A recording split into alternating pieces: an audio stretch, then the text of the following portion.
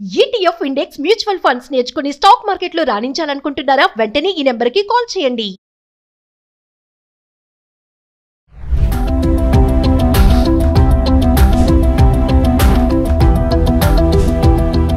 నమస్తే, welcome back to Suman TV. మహిళా ఉద్యోగుల విషయంలో కర్ణాటక ప్రభుత్వం కీలక నిర్ణయం తీసుకుంది. నెలకు ఒక రోజు వేతనంతో సెలవు ఇవ్వాలని రాష్ట్ర కేబినెట్ సమావేశంలో నిర్ణయించారు.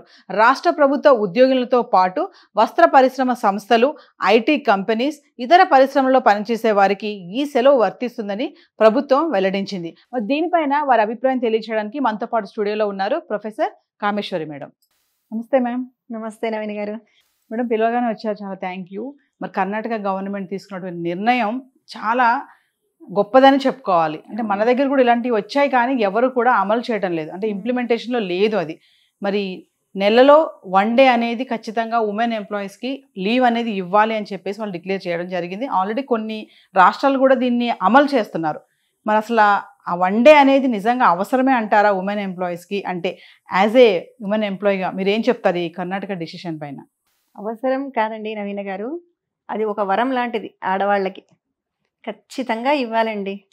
అసలు ముఖ్యంగా చెప్పాలి అంటే ఇప్పుడు గవర్నమెంట్లో చాలామంది అనౌన్స్ చేస్తున్నారు, గవర్నమెంట్లో కాస్త అమలయ్యే ఛాన్సెస్ ఉన్నాయి, ఎందుకంటే గవర్నమెంట్ కాబట్టి. కానీ ప్రైవేట్ సెక్టార్లో ఎంతమంది మహిళలు, అంటే ఇప్పుడు ఆల్ ఏజెస్ ఉంటారు కదా, ఇప్పుడు 20 years నుంచి ఎంప్లాయ్మెంట్లో ఉంటున్నారు విమెన్, ఈవెన్ 50-55 వరకు ఉంటారు. సో ఆ లెవెల్ అయిపోయిన తర్వాత మళ్ళీ వాళ్ళకు మెనోపాజ్ కూడా స్టార్ట్ అవుతుంది. అంటే ఇది కంటిన్యూస్ లేడీస్కి ఎవ్రీ మంత్ వచ్చే ఈ గైనిక్ రిలేటెడ్ ఏదైతే ఉంటుందో అది వాళ్ళకి ఎప్పుడు లైఫ్ లాంగ్ ఏదో ఒక రకంగా ఉంటుంది. ఎస్పెషలీ మెన్స్ట్రువల్ ఇది అనేది చాలా ముఖ్యం. ఎనీ డే అంటే ఇప్పుడు ఆ 3 daysలో చాలామంది మ్యాక్సిమం లేడీస్ సఫర్ అయ్యేది ఫస్ట్ డే. అది మనకు తెలుసు. ఆ రోజు సైకలాజికల్గా మెంటల్గా చాలా డిప్రెషన్లోకి వెళ్తారు చాలామంది.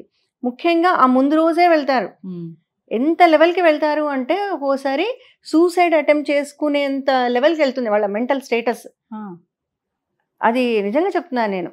అంటే నేనేమి సైకాలజిస్ట్ని కాకపోవచ్చు, నేను ఒక డాక్టర్ని కాకపోవచ్చు, కానీ యాజ్ ఎ విమెన్ ఇప్పుడు మనం కూడా చాలా ఫేస్ చేసాం కదా మన లైఫ్లో కూడా. అసలు ఎంత డిస్టర్బ్ అయిపోతాము అంటే, ఇంకా పెళ్ళైన లేడీస్ ఉంటారు కదా విమెన్, వాళ్ళైతే భర్తతో విడాకులు తీసుకోవడానికి కూడా రెడీ అయిపోతారు ఒక్కరోజు ముందు. ఒక్కరోజు ముందు అంటే వాళ్ళ మెంటల్ స్టేటస్ అలా అయిపోతుంది అనమాట. ఆ నెక్స్ట్ డేకి ఒక 1 day తేడాతో మళ్ళీ మొత్తం మారిపోతుంది. అంటే ఆ శరీరంలో జరిగే ఆ మార్పులు అనేవి వాళ్ళకి అది అంతే, అది ప్రకృతిలో మనకి ఎలా జరుగుతూ ఉంటాయి అన్ని బీభత్సాలు, సునామీ జరిగినట్టుగానే ఉంటుంది అనమాట ఒక ఉమెన్.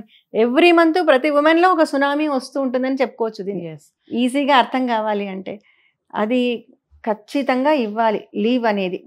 ఇప్పుడు మనకు పాతకాలంలో మీకు తెలుసు కదా ఎలా ఉండేది, వాళ్ళని ఎంత జాగ్రత్తగా చూసుకునేవాళ్ళు. బయట కూడా ఇప్పుడు మోడర్న్ జనరేషన్ వాళ్ళు దాన్ని అపోజ్ చేసుకుంటూ చాందసము వీళ్ళు ఇలా బిహేవ్ చేసేవాళ్ళు అంటారు. కానీ దాని వెనక ఉన్న సైన్స్ ఏంటి, వాళ్ళు ఎలా విమెన్ని ప్రొటెక్ట్ చేస్తూ వచ్చారు అనేది ఇంకా అది మళ్ళీ ఒక పెద్ద కథ. అంటే ఆ టైంలో మైండ్ సెట్ అనేది కూడా చాలా డిస్టర్బ్ అవుతుంది కదా, చాలా చిరాగ్గా ఉండడం, కోపం రావడం, ఫ్రస్ట్రేషన్, అంటే వర్క్ కూడా చేయలేని ఆ క్లైమేట్ కూడా ఉండదు కదా ఆ రోజు ఆ టైంలో. అసలు నరాలన్నీ లాగేస్తుంటాయి, కొందరికి వామిటింగ్స్ అవుతాయి, కళ్ళు తిరిగి పడిపోతారు, కొందరికి మామూలుగా స్టమక్ పెయిన్, బ్యాక్ పెయిన్ ఉంటుంది. చాలా భయంకరమైన సిచ్యువేషన్ అండి. టాబ్లెట్స్ వేసుకుంటారు పాపం. ఇప్పుడు మేము స్టూడెంట్స్ని కూడా చూస్తుంటాం కదా, పిల్లలకి వాళ్ళకి ఒక సపరేట్ రూమ్ ఉంటుంది మా దగ్గర. వెంటనే పిల్లల్ని మేము అలా సిచ్యువేషన్ ఉన్నప్పుడు వాళ్ళని వెంటనే తీసుకువెళ్ళి ఆ సిక్ రూమ్లో వాళ్ళని పడుకోబెట్టేస్తాం పిల్లల్ని.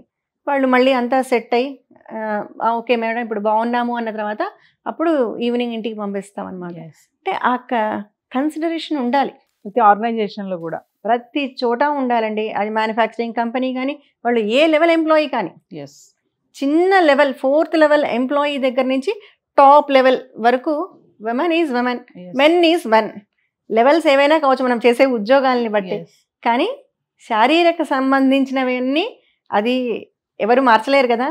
అది మనకు 1,00,000 రూపాయల జీతం వస్తే ఒకలాగా, 10,000 జీతం వస్తే ఒకలాగా, లేదు ఇంకేదో హయ్యర్ లెవెల్ రాజో రాణి అయితే ఒకలాగా ఉండదు. మనుషులందరికీ ఇవన్నీ కామన్గా ఇచ్చాడు దేవుడు. కాబట్టి అందరికీ సమానమే అంటే అన్ని రంగాల్లో కూడా ఇప్పుడు మహిళలు ఖచ్చితంగా ఉంటున్నారు కాబట్టి ఎందులోనూ లేరు అనుకోవడానికి లేదు, ప్రతి ఆర్గనైజేషన్ లో ఉంటున్నారు. సో మేడం ఇప్పుడు కర్ణాటక తీసుకున్న డెసిషన్ మరి మన దగ్గర కూడా ఇలాంటిది సీరియస్ గా ఇంప్లిమెంట్ చేస్తే బాగుంటుంది అనుకుంటున్నారా? వస్తుంది అని అసలు ఛాన్సెస్ ఉన్నాయంటారా? నేను ఇప్పుడే చెప్తాను ఒకటి. వస్తూ ఉంటే దారిలో మొన్ననే బతుకమ్మ పండుగ జరిగింది కదా, ఆ ట్యాంక్ బండ్ దగ్గర అంటే స్లోగన్స్ ఉన్నాయి అనమాట, ఫ్లవర్స్ ఉన్నాయి, డిఫరెంట్ ఫ్లవర్స్ అన్ని, వాటి కిందంతా స్లోగన్స్ రాశారు. ఇప్పుడు వస్తూ చూశాను, ఒక స్లోగన్ చూశాను. అదేంటి అంటే ఆడబిడ్డ ఆత్మగౌరవం తెలంగాణ కీర్తి కిరీటం అని రాశారు. చాలా బాగుంది. నేను 2-3 సార్లు చదివాను వస్తూ ఆడబిడ్డ ఆత్మగౌరవం, ఆత్మగౌరవం తెలంగాణకే కాదండి దేశానికే కీర్తి కిరీటం కదా. సో ఆత్మగౌరవం అంటే ఏంటి అసలు, ఏ రకంగా మీరు డిఫైన్ చేస్తున్నారు? ఆత్మగౌరవం, సెల్ఫ్ రెస్పెక్ట్ అంటే ఏంటి? ఊరికే ఆవిడని గౌరవించడమా, ఆవిడకి తగ్గ శాలరీ ఇవ్వడమా? అది కాదు గౌరవం అంటే.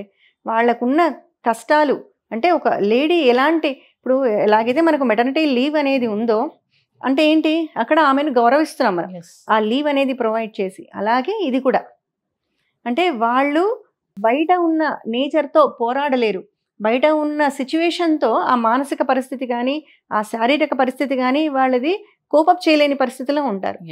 అలాంటప్పుడు వాళ్ళని గుర్తించాలి, అంటే వాళ్ళ బాధని గుర్తించి, ఇప్పుడు లీవ్స్ అంటే నువ్వు లీవ్ పెట్టుకో నీకు స్పెషల్గా లీవ్ ఇవ్వాలా అంటారు.